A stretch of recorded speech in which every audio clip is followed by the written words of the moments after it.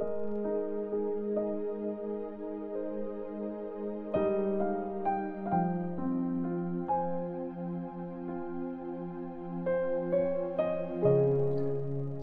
Corinthians chapter 9. Tulong para sa mga mahihirap na kapatid.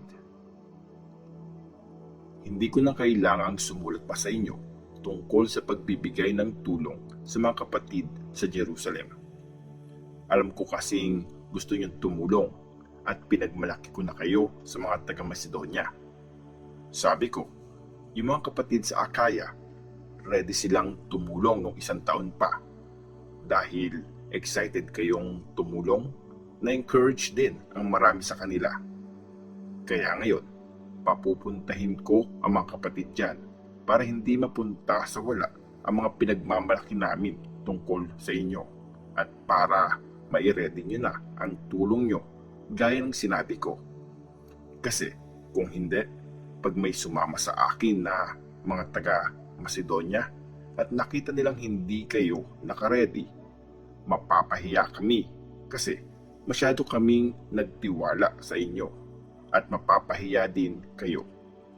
So, naisip ko, kailangang paunahin na dyan ang mga kapatid na to para maiayos na ang tulong na pinangako nyo at ready na pagdating ko.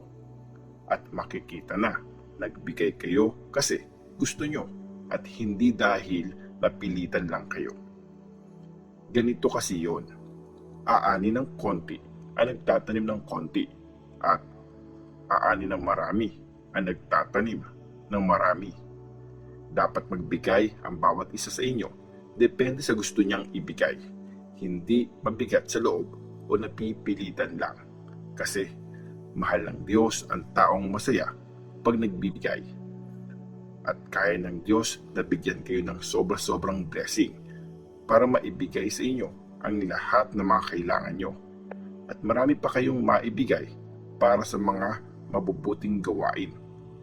Nakasulat sa Scripture, sobrang mapagbigay siya sa mahirap at walang hanggan ang kabaitan niya. Ang Diyos na nagbibigay ng seed sa magsasaka at pagkain para sa lahat, siya ang magbibigay at magpaparami ng seed na kailangan nyo. Aani kayo ng marami para makapagbigay kayo sa iba. Lalo pa niya kayong payayamanin sa lahat ng bagay para lagi kayo makapagbigay. Dahil dito, maraming magpapasalamat sa Diyos sa mga tulong nyo na dadalhin namin sa kanila. Dahil sa ginagawa nyo ngayon, nagbibigay ang mga kailangan ng mga kapatid at sobra pa silang nagpapasalamat sa Diyos. Dahil nagsisilbing proof ang pagbibigay niyong ito, marami ang magbibigay ng papuri sa Diyos para sa pagiging tapat nyo sa magandang balita ni Christ na pinaniniwalaan nyo at para sa pagiging sobrang matulungin nyo sa kanila at sa lahat. Kaya ngayon, buong puso nila kayong ipagpipray dahil sa umaapaw na kagandahang loob na ibinigay ng Diyos sa inyo.